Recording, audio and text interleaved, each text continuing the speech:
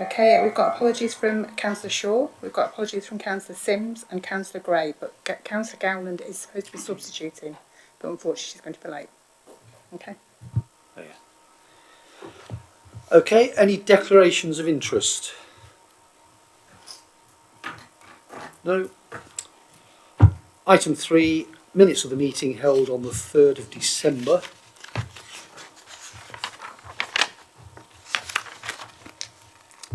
All agreed? Yes. Okay, I'll sign those then.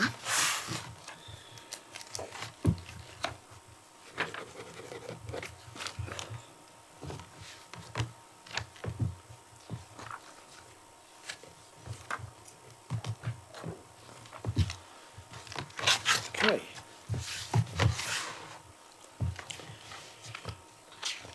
Item 4, internal audit progress report. Can I hand over to you, Chris Williams? Thank you, Chairman. Just a very brief progress report from us this evening, which I'll deal with fairly quickly.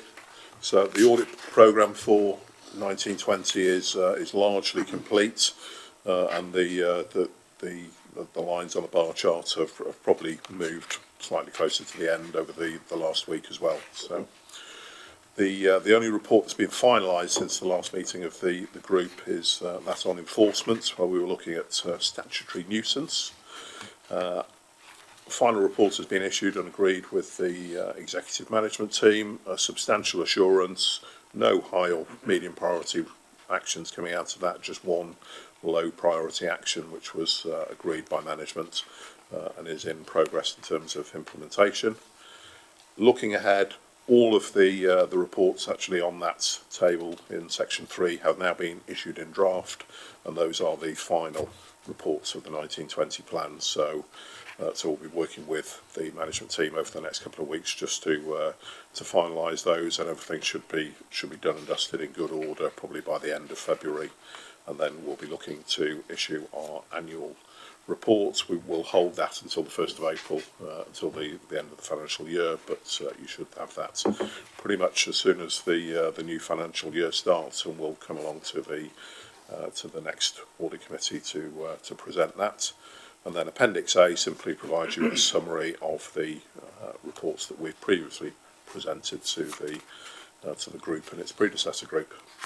So I'll happily take any questions, Chair.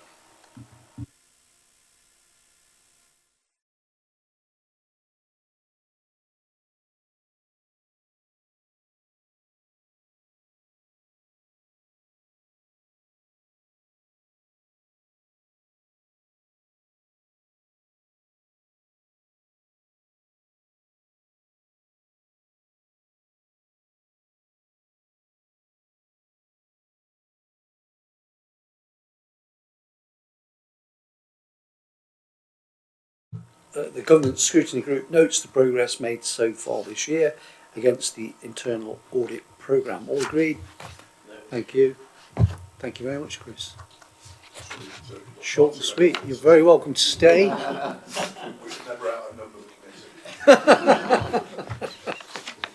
you all. All right, we'll see you next time.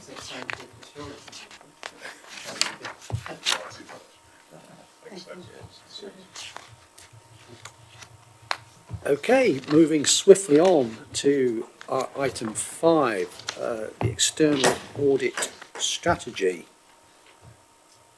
Over to, sorry, I've not made a note of your name. David Hoos.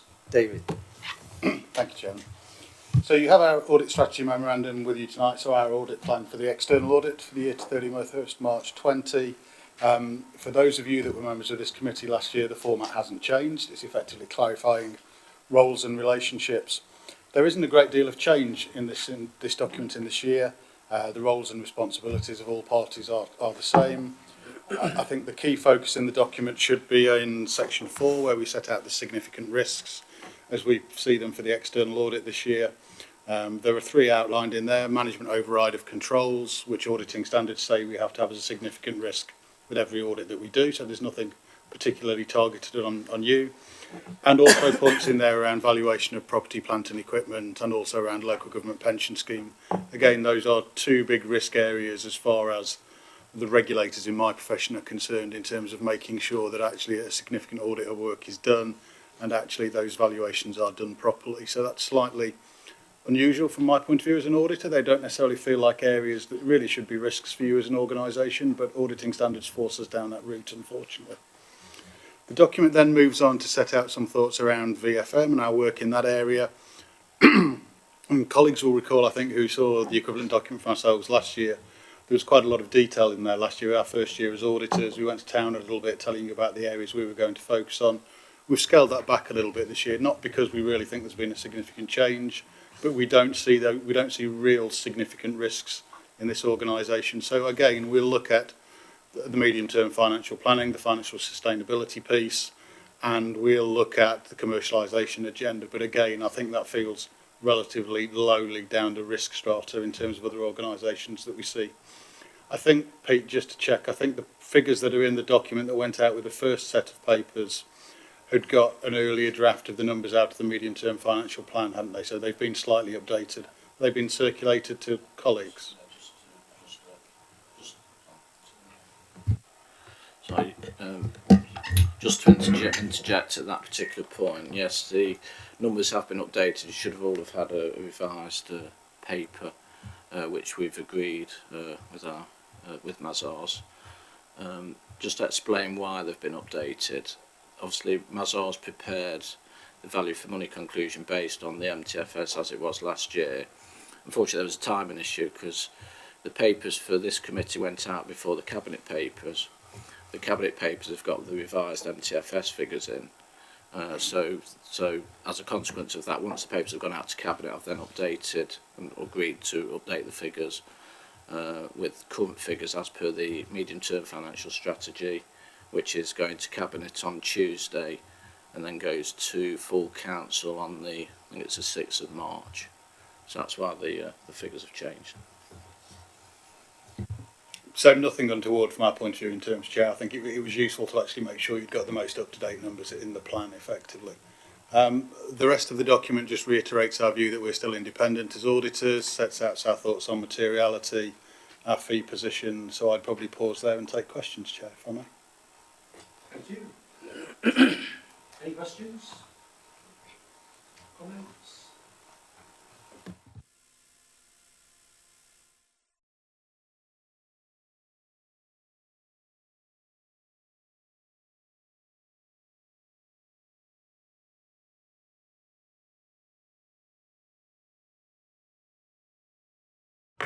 To note, presumably.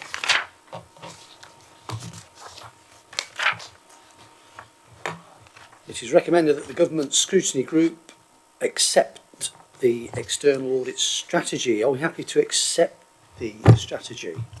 Yep. All agreed? Fantastic. You're very welcome to stay. Fight for the traffic.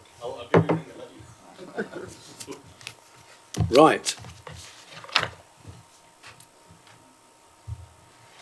I'm sorry, I must apologise. I didn't actually explain, Gurpreet, who you are and why, well, yeah, who you represent. So BDO have been appointed to be our internal auditors for the next few years. 3 years. So this is your opportunity to introduce yourself this evening. So we'll go straight into item 6 on the internal audit strategy. Is it just the button on the right? Yeah. Thanks. So I'll just do a brief intro because I appreciate it's the first time I've met with most of you. So I'm the Senior Manager from the BDO Public Sector Internal Audit Team, and as the Chair said, we will now be delivering the Internal Audit Service, transitioning from RSM to BDO. I mean, for those of you who don't know about BDO, we're the 5th largest accountancy firm. We have around 5,000 staff. We're based all over the UK and around the world. And in public sector, we have quite a large presence in that we work with about 30 plus local authorities delivering internal audit. I'm CIPFA qualified, and I've worked in kind of public sector, internal and external audit kind of throughout all of my career. So hopefully what you'll get is a team who are specialists in the area, who are more than competent to kind of deliver the plan that we've set out. And also, just to make you aware, I report to Greg Rubins. Greg is the partner from BDO, so you'll see most likely myself and Greg, or both of us, at future governance group meetings, and obviously we'll be liaising with Pete and Sarah and Charlotte, particularly around our plan and progress. What we have here as the document attached is our draft plan. So as part of our submission, we submitted a plan for the next 3 years, and particularly focus for today would be about the plan from April onwards for 2020-2021. We've gone through a process of reviewing documentation on a desktop basis, risk registers, strategies and other bits of information. We met with Pete, Charlotte and Sarah back in January, had a conversation to talk about the plan and any adjustments to that plan that we might want to make, to get some of the thoughts internally. And I believe that may have been circulated by Pete to kind of his peers and other execs in the organisation to get some thoughts on that. We've made adjustments to the plan, and what you have here now is the draft plan, which we're looking for the committee to discuss and hopefully approve. As you'll see, what the plan sets out on what is page 48 of your packs is a table summary of what is included for next year. So these are the reviews we're planning on conducting between April and March. I won't go into the particular details of those, and if there are questions, I'm more than happy to cover those. With indicative dates, I probably would just kind of stress and reiterate, a plan is exactly that, it is a plan. We're new to the organisation, things may change, and we've put indicative dates here, but we haven't had an opportunity yet to really engage with the business and local areas, and so some of this may change, but in May we'll obviously bring that back to you if there are any changes. And then on the following pages, it just goes one page after the other, which sets out the name of the review, the risk area we think that links to, the year in the plan that review is in. So for year 2 and 3, you can see the days there as well. And then the following 3 columns, the risks we think are identified with that area and as to why we think it's in the plan, a very high level summary as to what that review may entail, and particularly the value we think we can add. When we actually get to delivering the plan, these all have individual scopes behind them and have details behind what we'll be doing. But obviously that will be with management that will approve those. At the end of the plan, further down, which I think is page 67 of your packs, is a charter. So you'll probably be familiar with this with RSM. Internal audit teams have to also present to a committee their charter. So under the public sector internal audit standards, we have to set a charter out each year and ask for the audit committee or governance group in this case to approve that as well. And it just sets out things similar to what external audit said about our confidentiality, ability to act independently, and ensure that we work with other partners and will comply with the codes and the practices. So it's almost a statement and almost an extension of our contract in terms of what we'll be living by as we deliver this contract. So happy to take any questions either about BDO, the service, or the plan itself, and welcome your comments.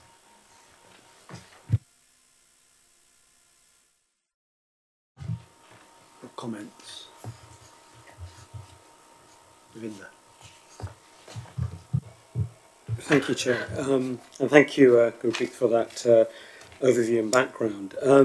Couple of points from me. One is probably for Peter and Gurpreet, but in terms of this plan and the areas that we're going to cover, I know we're transitioning over from Chris and RSM to BDO, but it'd be interesting to see what are the additional areas that we're looking at. I know I could probably sit down and go through line by line, but I wonder if we've done that as part of the process. I know we've gone through a tendering process, but I'd be interested to see what additional areas we have highlighted or are targeting as part of this ongoing plan against the one that we're about to sign off, hopefully, in the coming months. That's the first point. And the second question is, in terms of these risk areas, Gurpreet, that you've highlighted in the plan, you've put what your expectations are there in a narrative, but do you have some sort of risk rating within which you may sort of expect certain risks to fall, so a certain risk range. So all these areas that we're looking at, the 20 or 30 areas, obviously you won't know until you've carried out the audit here, where we stand. But again, in terms of benchmarking, and once that audit process is underway, to be able to compare how we're getting on in those areas versus other authorities. So that's two separate questions there, I think. But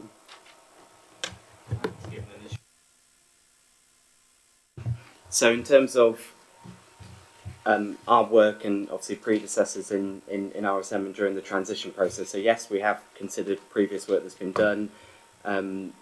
So for example, in the plan, after the series of tables, but before the charter, which is on page 66 of your plan, we do note some reviews that we've decided not to include in our plan, such as building control, because you've recently had a review on that. So actually the benefit of us looking at that isn't going to be as relevant, because there's been one that's recently been done. So we have considered what RSM have done previously, and we will be, as part of our process, following up any recommendations from the 1st of April onwards that they haven't been able to see through, that are due from any point there onwards, that are not complete. We'll be picking those up as well. So previous work that they've done that's either got follow-up outstanding on there, we'll still be giving this committee assurance in our follow-up process to say if that's been embedded or not, and if that's complete. But in terms of how we've identified the risk and which areas to focus on, we have relied upon, to some extent, the authority's own risk registers and your own risk assessment. So you'll see in every review in the table, it does link back to a risk that you as an authority have identified as a risk. So in terms of what we're trying to target, are those areas you've identified yourselves as key areas of challenge or particular risk areas. And then obviously in the conversation with Pete and Sarah and Charlotte was around, actually, are there reasonable mitigations around those, and therefore we may not need it in the plan. And then I think the second question around benchmarking, yes, absolutely. So, I mean, I myself have, I think, about 11 local authorities I work with. As a team, as I mentioned, we have a significant number of other local authorities. So in our reports and in appendices, we'll always try and vet and challenge where you are against other authorities, whether that's benchmarking a cyber policy, your recruitment or retention techniques, and trying to give you an assessment of where we think you are. And that will come out in our opinions. If we do give a more positive opinion, we're not saying just the control environment's good, but actually compared to peers and what we see elsewhere, you're performing well. If we give a more negative one, that's possibly also an indication of that you're performing in an area not as strongly as what we see against other district authorities that we work with. So yes, that will come out in our opinions, in our exec summaries and appendices where appropriate. Thank you for that, and in fact that latter part of your answer was the reason I was asking the question, because although we maintain a risk register, and I think, Peter, I've mentioned this before, in terms of the current one we have, I've been, very keen to see it quantify those risks and narratives around risks are fine, and scoring them on a dashboard is fine, but quantifying them and seeing the impact, I think, for me, would add further value. And it's for that reason I was asking the question in terms of a comparative, to see how robust our own assessments are of ourselves. So we might sit down and we might be over harsh, or we might be underestimating the magnitude of a particular risk. I think if we can tie those two things up in terms of that benchmarking process, but also the quantification, then I think that will certainly, in terms of this proposed plan, I think hopefully add some value. Thank you, Chair. Just to add really, I think Gurpreet actually summed up probably one of the reasons actually they won the tender, actually, because they did have quite an innovative way of looking at the audit programme in terms of looking at our risks and which I know it sounds like common sense, but the way they sort of brought that to the table and demonstrate those links was for us quite sort of innovative, certainly compared to the other potential suppliers that we interviewed. The other point I'd like to make is the point about, there's a key point about the plan itself. It doesn't just stay fixed like that. I think if something arises during the year, it will change, and it has changed in the past, and that's something to bear in mind. And going on risk management, I suppose a bit of a plug, we we certainly are aiming to have the risk management strategy come to the next meeting. And I was discussing with the chair and the vice chair yesterday that just prior to that meeting, probably a week before, a couple of weeks before, we're looking to do some risk management training for members as well. So hopefully that will, so some of the issues you've raised will hopefully come to the forth on that. Thanks, Gurpreet. One of the reasons I think you're going to be really good auditors is because you've got this nice background in the public sector. I think that's been Matt. So is that going to influence what's in the kind of plan at all? And also, there's just one more question.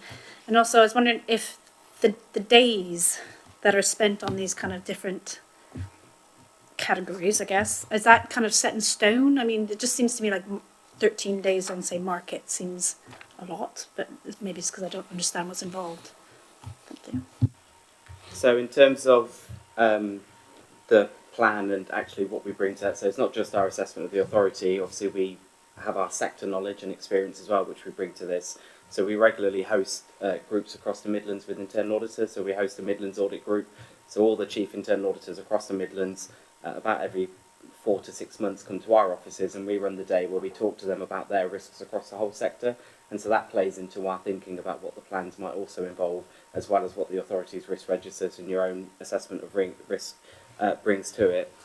In terms of days, I think, and I've discussed this with the finance team as well, BDO's approach is different, and you'll start to probably see that as our reports and our work comes through. We take no discredit to RSM, they're a very good firm, but we take a different approach in how we go about our reviews. We try to make sure that we have specialists involved for every review where that's relevant. We do think our approach is probably a little bit more deep dive than other firms, and so that partially kind of looks at where we are with our days, but we've tried to work with the finance team with amendments and suggestions that they've come forward with to come somewhere kind of to meet in the middle, I guess. And I guess your final point around, are the days set in stone? No, and I think it probably adds to what Pete said, is that when we come to do the reviews and we get closer to the scoping of them, if we realise actually we may not need to do as much, we'd come forward, or service areas and ourselves will come forward and make adjustments, and that might either release days in the plan, and if that's the case, then we might be able to reuse them on other reviews or hold them as a contingency or elsewhere. So broadly, we would probably expect them to say somewhere similar to where we are based on our experience. However, we're more than open to change and challenge if that happens as the plan goes on. Just to add, really, there will inevitably be ebbs and flows, and it partly depends on what they find in the audit. If they find something perhaps quite serious, touch wood they won't, but if they do, then clearly they might require further investigation, further days. So there will be some give and take on some of the audits.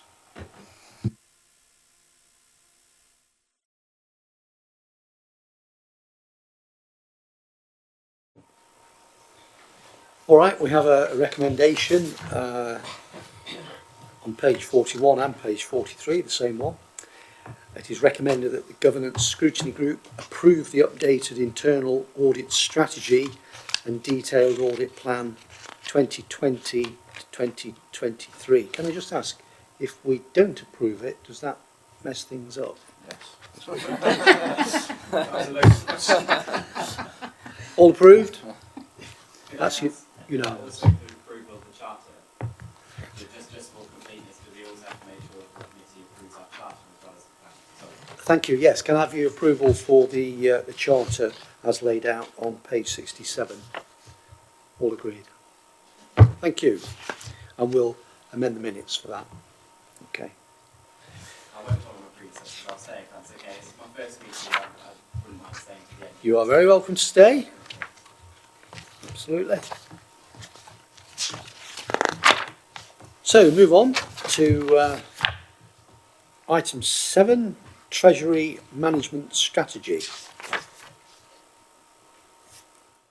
I think I hand over to Sarah, do I? This one? Thank you. So the next item is the capital and investment strategy, which we produce once a year, and it follows the Fair Prudential Code for capital finance in local authorities. it demonstrates that our plans are affordable, prudent and sustainable. I thought it was probably better just to run through the strategy as it is, the key parts to that, because it probably makes more sense that way. So, briefly just going over the capital strategy, it basically covers the council's capital expenditure plans, links to the capital programme, and brings in the capital appraisals, which detail the capital costs, sources of funding, and any revenue implications. So it brings all that together. On the next page down, sorry, I've not got the same page numbers.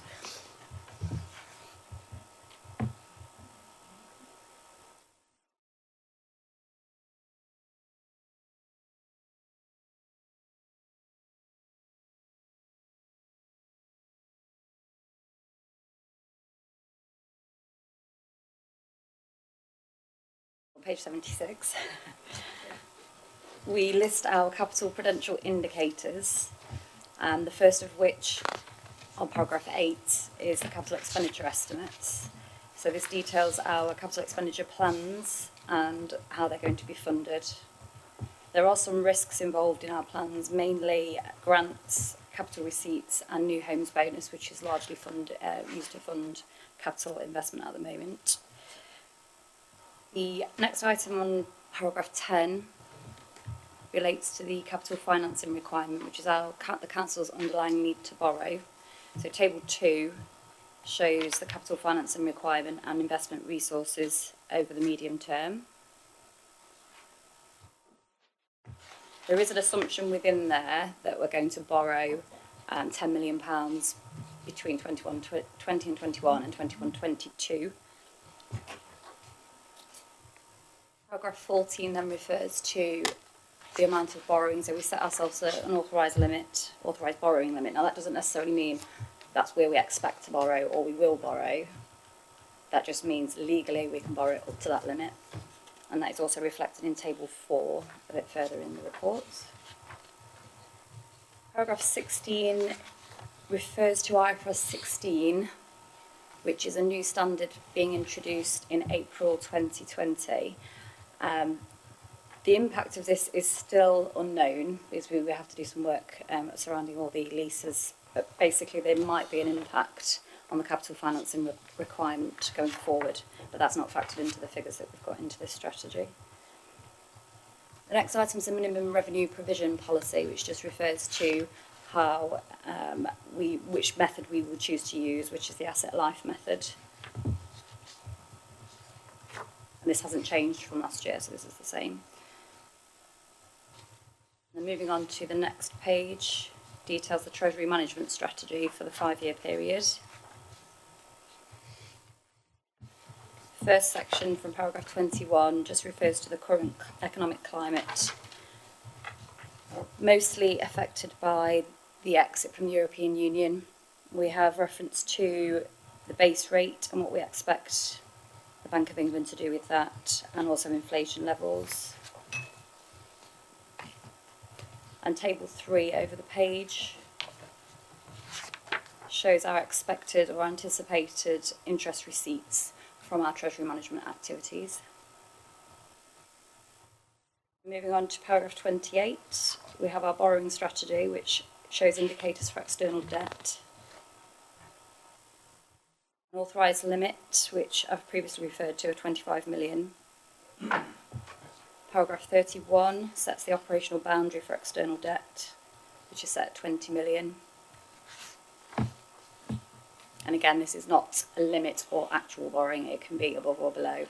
It's just an expected operational boundary for it. And then we have some prudential indicators for affordability, mostly looking at our reliance on income, investment income. So we have the ratio of net financing cost to net revenue stream. Table 6 shows how we expect this to increase over the next 5 years. And our investment projections in table 7 also detail our available balances that we're going to use to invest. Paragraph 35, we have included now a section on environment. So we've now said that we will not knowingly invest in any of those categories listed below. And then from paragraph 37, we detail our approved counterparties. So table 8 shows the maximum limit we will invest with each of those counterparties, dependent on their credit rating.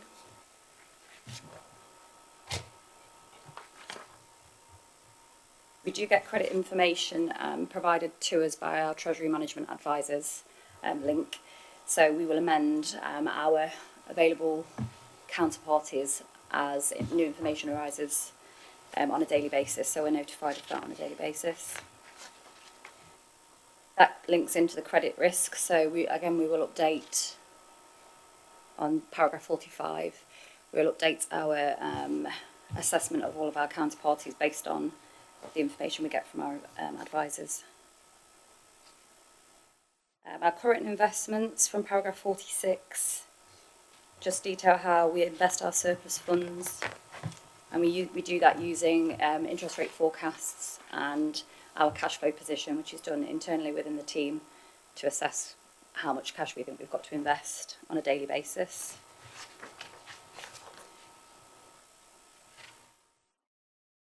We have some limits on non-specified investments and some investment limits in paragraph 51.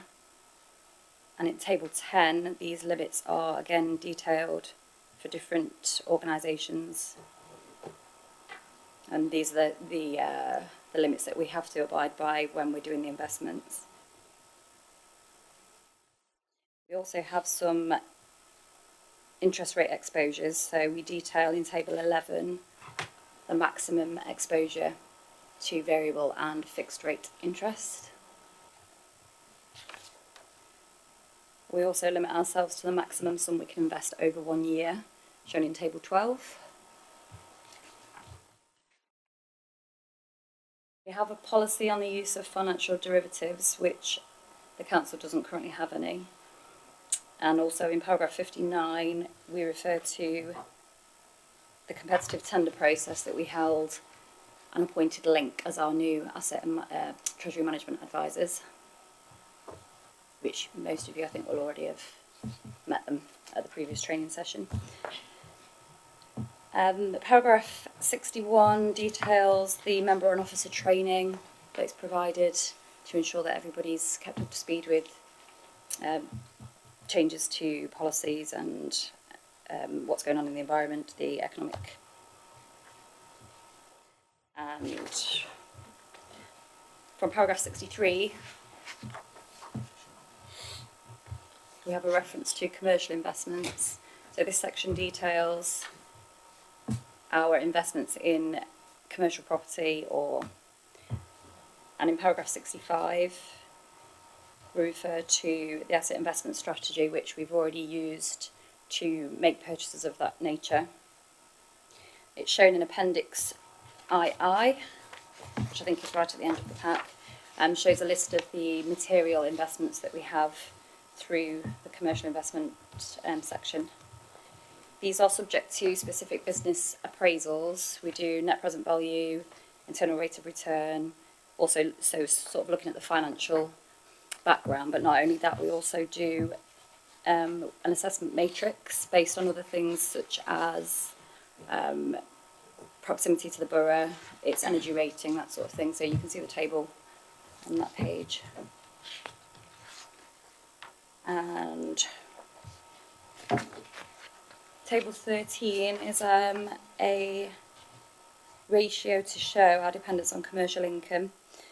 We've set it so that we don't want to exceed 30%, so you can see there that we are well within or well below over the 5 years, not being reliant on investment income as a form of funding.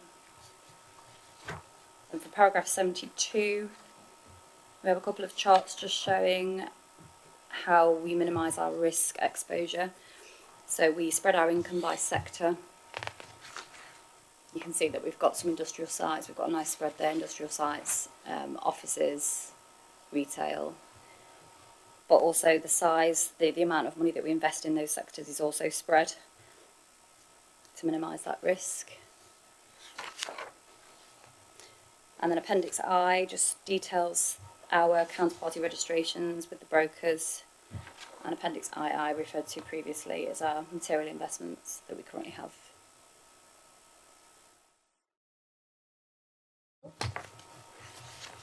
Thank you. Any questions, comments on that report?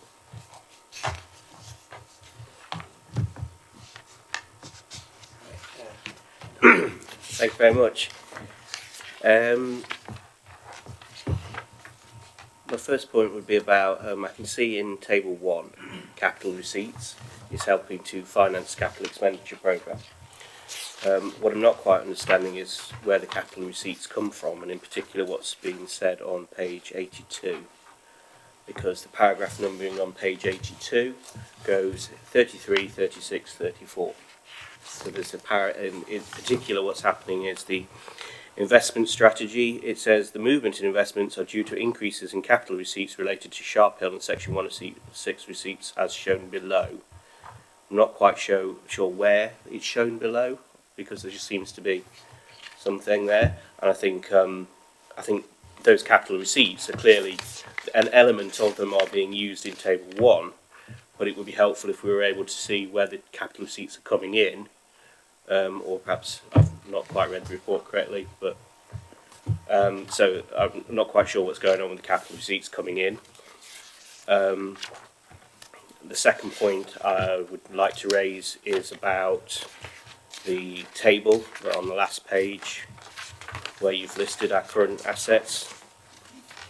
Looking back at last year's book value of the existing material investments with a report that was given to the last year's committee, I note that the book value was around £500,000 higher last year, and that our material investments seem to be declining in value. And I'd like to understand, well, I can see that the external auditor says that those valuations are a matter that will be a risk to the council and will be a matter that they will be looking at particularly. I'd like to understand what is happening that causes our material investments assessment to be declining, whether the forecast is that our material investments are going to decline further in the future, and particularly the risks around the development of the East Midlands Development Company in terms of bringing forward a large industrial site when so much of our material investments are in industrial sites which we claim to be very beneficial to us. Finally, with regards to strategy, I can see that how we're going to manage the money and operate through the thing. I was just curious as whether the Treasury strategy should also include the performance indicators that are used by the report that will be presented to Performance Management Committee or this committee to say whether or not this service could be delivered externally. We could do external to Treasury Management Service provider. What are we using to measure that internal Treasury management is the most effective method of managing money in the markets, etc., rather than comparing that to any other way of providing that, managing that money. So those three elements, so talking about capital receipts, talking about why our material investments are, the book value is declining, and should the indicators that we use to measure the performance of this service be included within the strategy. Thank you.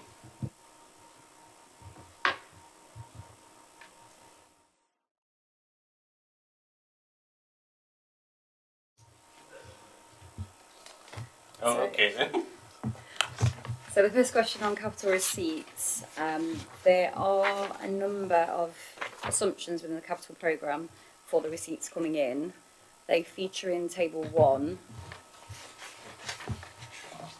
So we can see £14.9 million we're estimating as capital receipts.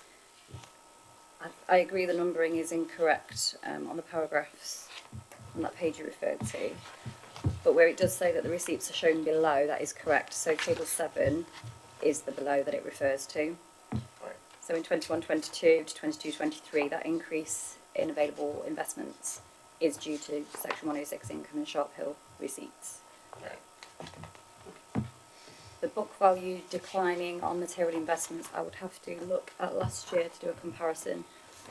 It may be that we have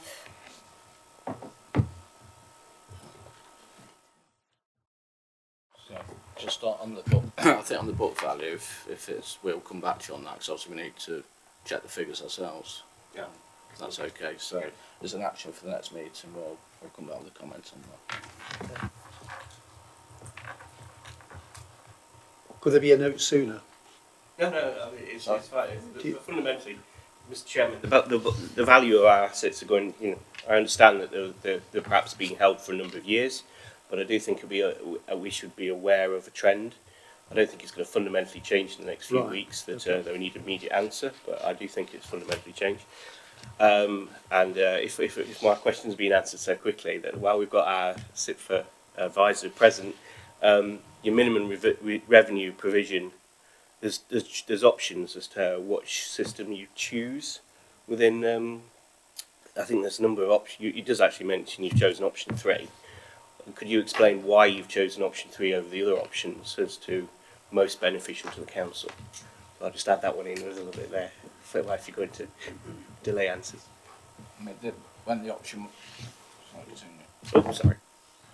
When, I mean, that option was chosen quite a few years ago now. So and it was agreed with, it would have been agreed through this group.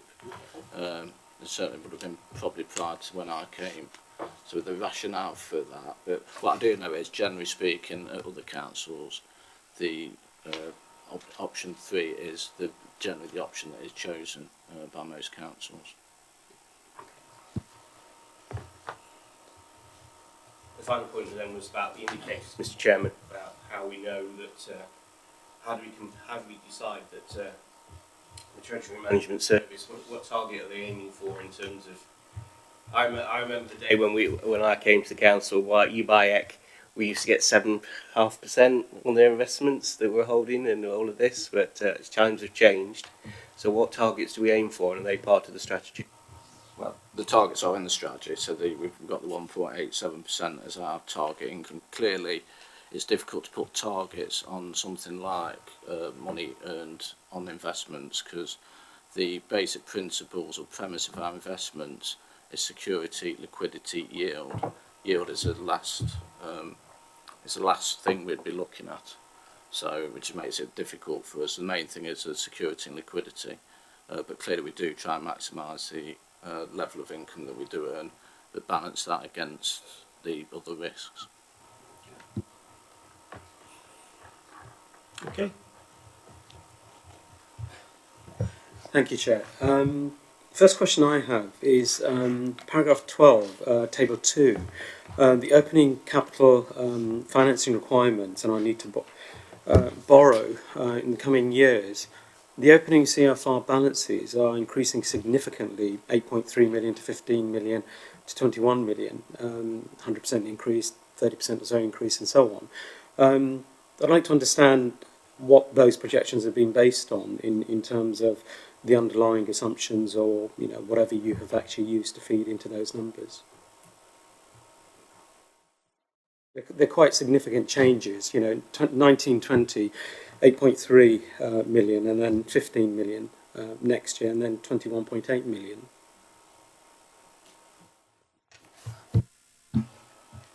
Yes, the just under 8 million increase in 2021, and the continuing increase is related to the crematorium, the asset investment strategy, and Bingham, mostly. I think it's just important to know what the CFR is. That's our underlying need to borrow. So clearly there's a function, there's a correlation with our capital programme. If our capital programme's increasing, then so will the CFR. I was just trying to relate which particular projects were actually resulting in that. The second question I have is table 13, if I can find it.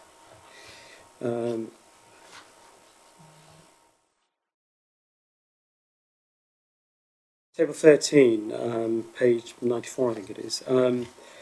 Again, a similar sort of question in terms of the commercial property income projections from 1.3 to 1.5 to 1.7 million. Again, is that related to our capital programme and the increase in our capital acquisition or increase in our capital asset portfolio, or is it just based on projected increases in expected revenues based on the existing portfolio?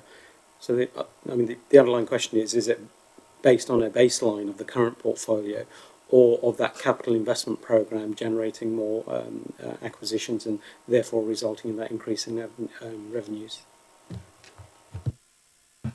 Yeah, it would be a combination of both. So it will be based on increases in our acquisitions and also the existing commercial properties that we have. Yeah,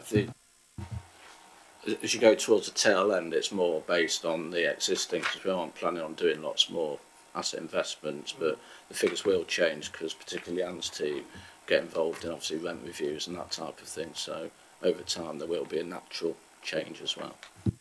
Yes, thank you for that, Peter. I mean, obviously I'm expecting that natural movement in income for those reasons, but I suppose it's understanding how these projections and our targets are set in terms of our property portfolio. So if that goes up by 50%, but these revenues only go up by 10%, there's clearly a loss in that investment.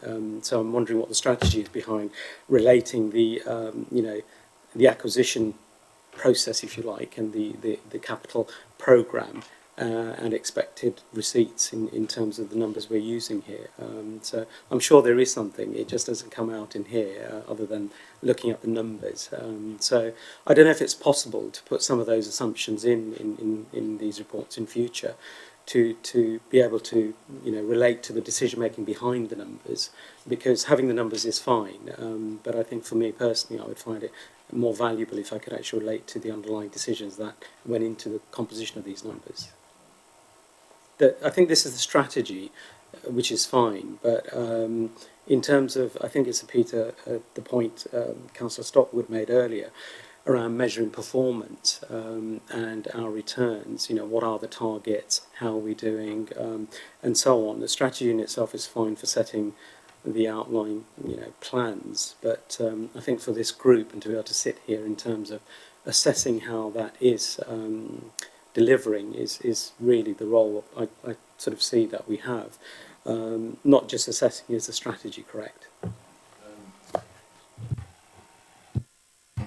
Just to, I suppose, to add, it's a valid point you make, and in actual fact we do that. We do an annual commercial investment report which we bring to this committee, so clearly because you haven't been on the full cycle, so you will see something in the future. Yeah.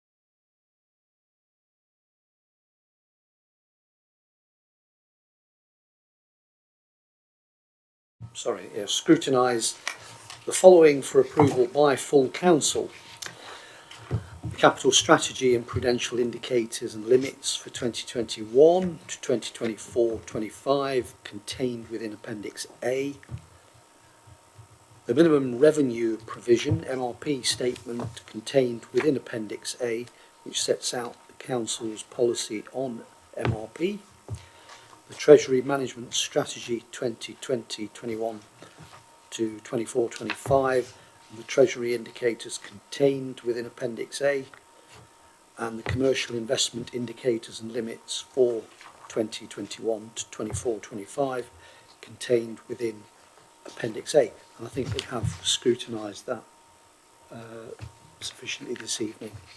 Thank you for your input. Okay.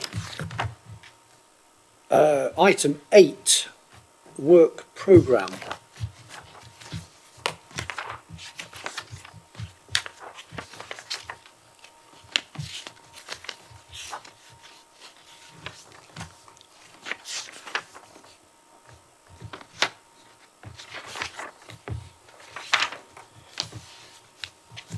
Right, we seem to have, I suggest, a full agenda already for May. But if you've got any ideas in the meantime. Sorry, Chair, just note that I think Peter knows it's not 2020, is it? Yeah. Yes, of course. Yeah, just spotted that. So if you've got any suggestions, don't hesitate to contact myself or Leanne. Sorry, did you want to add? The just to pick up on that point, and I talk about that report. So it says the annual asset investment strategy report. That's in for the May meeting, which is that. The other thing is it says risk management progress report. It'd be actually the risk management strategy, which is what I was talking about. So it'd be before that meeting we'll be looking to hold some risk management training.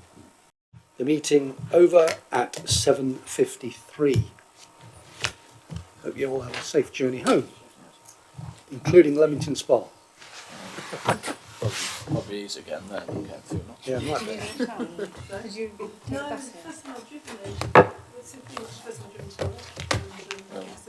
Fancy to try that network value thing. Try and get that. Maybe before the meeting.